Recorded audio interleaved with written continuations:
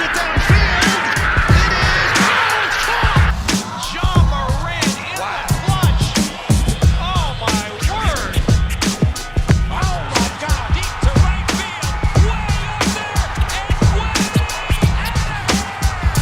the sideline. Jefferson, another huge run. Jalen Red broke tackle, stayed on his feet.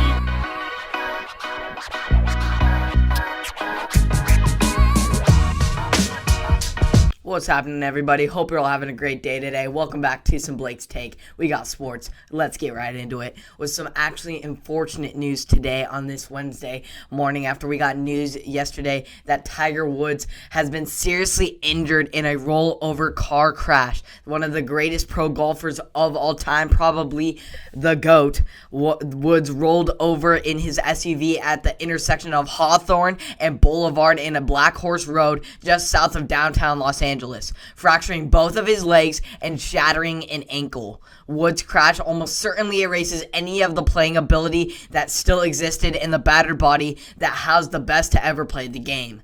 Woods has undergone 5 back surgeries and more leg operations than I can even count. So the birth certificate may say 1975, but Tiger's body looks like a 60-year-old. With all that Tiger has been through in this last decade of his career, we constantly question whether he is done or whether he is back. Tiger's life has been a tragedy. There's no way around it. There has been so much achievement and success, but so much agony and pain as well to come along with that. Tiger has reached heights of the sport that no one else has ever achieved, but has also faced adversity some people can never ever think of facing. So I don't know what's next for Tiger Woods. If he will retire or he will come back and win another Masters. Who knows? But what I do know is that my thoughts and prayers are going out to him and his family, to the greatest to ever do it, and I hope he can make a full recovery after this horrible accident and incident that happened there. Prayers go out to Tiger and his family. Get well soon, Tiger. As far as NFL, we have some great news coming from the Steelers organization saying that they want Big Ben to return to the team. Team president Art Rooney II acknowledged that mutual desire between the Steelers and their longtime quarterback in a statement this morning stating, "Ben Roethlisberger and I met yesterday morning and we had a productive meeting. We were able to discuss a lot of things that relate to where we are and where we want to go. Ben assured that he is committed to coming back to help us win, and I told Ben that we would like to have him back to help us win a championship. We both understand that the next step is to work out Ben's contract situation."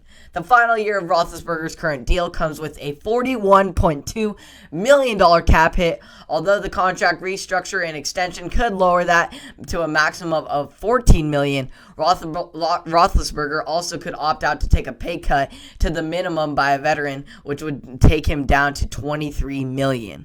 General Manager Kevin Colbert stated, "Hopefully there is a way we could try and figure this out and do what's best for the organization and for Ben Roethlisberger." So it's finally starting to look like Ben Roethlisberger and the Steelers organization front office are starting to see eye to eye once again. I believe with Big Ben's passion for the Steelers and with his likely last season there, in probably most likely in the NFL overall, I feel as though he is willing to work out a way to best benefit and set up this organization for success in the future.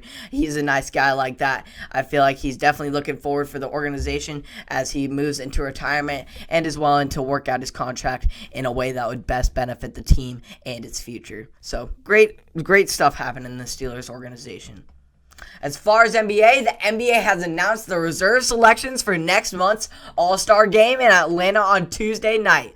Oh boy, there were some solid, well-deserving names on this list. Starting off, we have James Harden, the MVP in 2018, is representing Brooklyn for the first time in what will be his 9th consecutive All-Star Game appearance.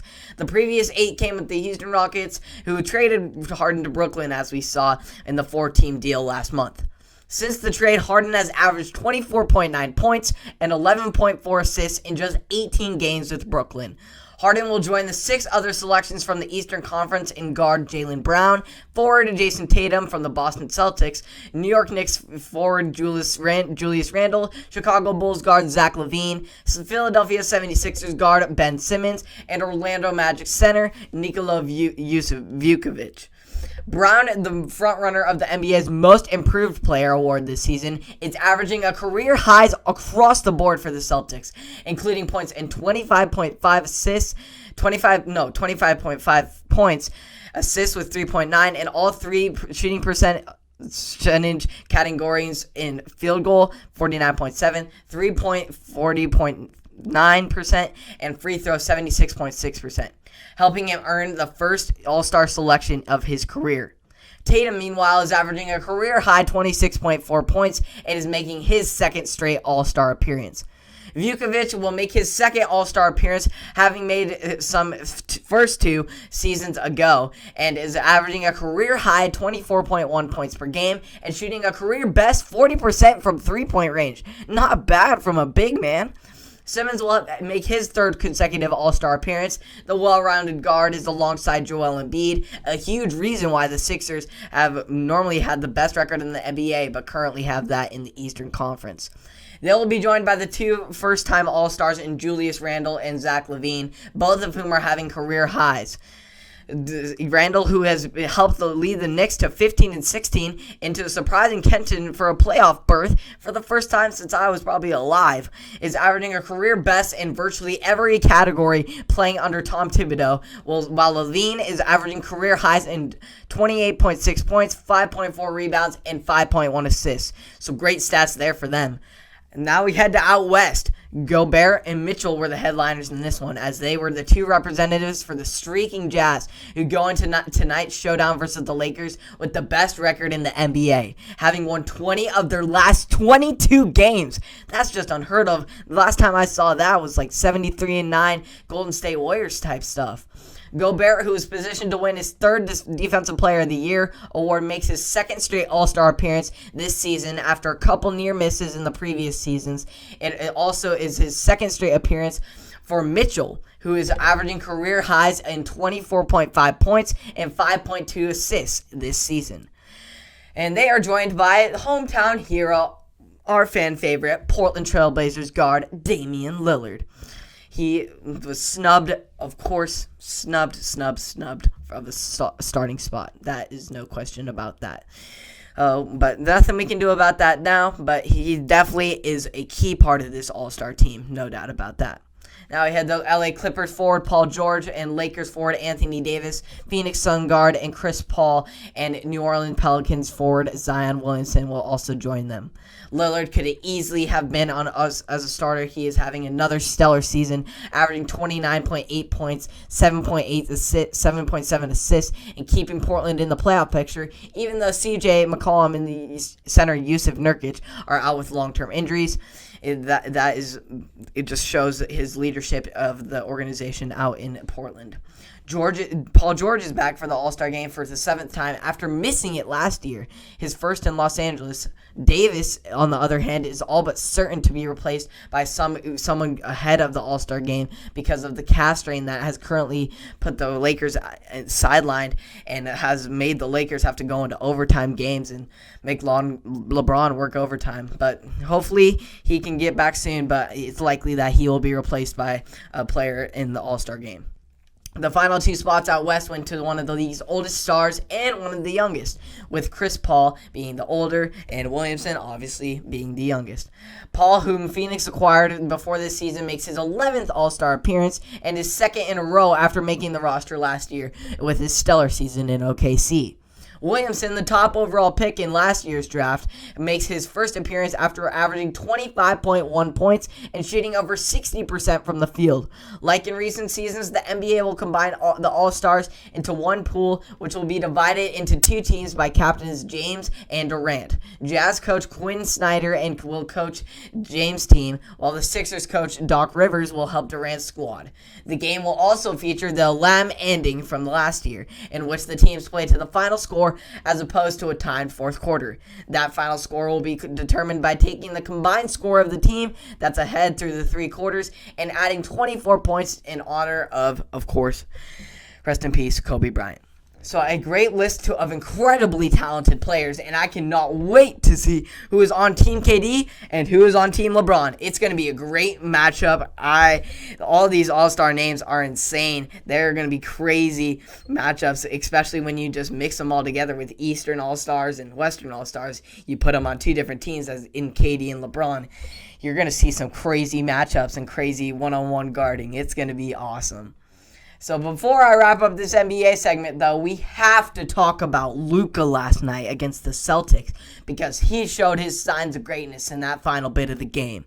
Luka showed some foreshadowing in the first quarter with a pump fake buzzer beater in the first quarter to take the lead during going into the second quarter. However, Luka wasn't so lucky trying to get in a late quarter push in the second, with Luka being blocked twice by Jason Tatum within a span of 30 seconds, maintaining the Celtics' 1-point lead going into halftime.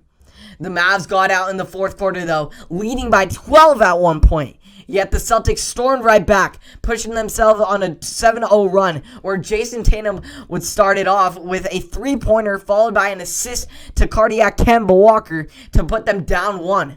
Then with under a minute to go, Jaylen Brown swerved through the lane and hit a pull-up jumper to give the Celtics the lead and cap off a total 16-3 Celtic run.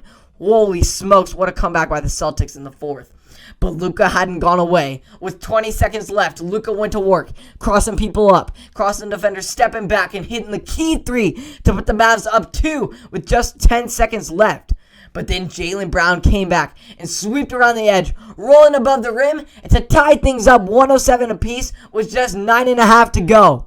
Mavs inbounded it to Luka, who trashed down the courts. He's left at midcourt, then steps back, lets it fly, and hits the dagger. Luka Doncic with the crazy shot. The shot looked almost identical to the one we saw him hit on the Clippers in the bubble for that game winner. I guess that's just his lucky spot on the court. Luka finishes with 31, 10 rebounds, and 8 assists, and the Mavericks have won 6 of their last 7 on the road in the push for the 8th seed in the Western Conference. What a shot by Luka there. He definitely redeemed himself from his shot that he missed against the Blazers when he had that. But he definitely looked just like that one he hit on the Clippers in the bubble. That was a crazy shot. Awesome shot by Luka in the clutch. We have seen so much clutch shots this season. I can't wait to see more. It just makes all these NBA games way more exciting. As far as local sports, there is several COVID struggles amidst the Willamette football team, with several players being exposed to someone who has tested positive for the virus. Someone who attends limited in-person learning at the high school, with several of their players tested positive for the virus, exposing the players. Several key players in Jacob Williams, Caleb Jensen, and several others will have to quarantine until next Thursday, March 4th, before they can get back out there on the field.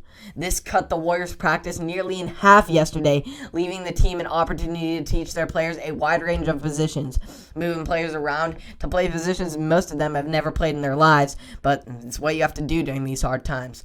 The Warriors game against Sile also has been canceled on March 5th due to the lack of players Sile has, which is good news for the Warriors actually now in the circumstances that they are in, with them losing key players and key starters with that they would not have for that game due to COVID. So now they can prep those players and get them back in shape for against Dayton that following Friday. So very unfortunate circumstances for the Warriors, and we hope to see these players get back out there as soon as possible to help keep building this Willamette football team better and better. And they're looking solid, more solid than years past, and hopefully this new offense will work. New defensive structure will help the Warriors out, and hopefully we get some solid games this season and get enough of these games, because it's looking like a lot of teams in the division are pulling out due to lack of players or COVID. And so hopefully the Warriors get at least 3 or 4 games this season, and we'll see how it turns out for them. But always stay safe, stay healthy, and get well. So thank you for tuning in to another episode of Blake's Take. Hope you all enjoyed all the sports action today, and with all the craziness in the NBA, with all the All-Star Game news and the great news with the Ben Roethlisberger. But prayers also go out to many of those who are suffering, especially here in Willamette, and Tiger Woods most of all. Hope you enjoyed all that. You can catch me on Apple Podcasts, Spotify, and or YouTube. Hope you all enjoyed, and I'll catch you in the next one.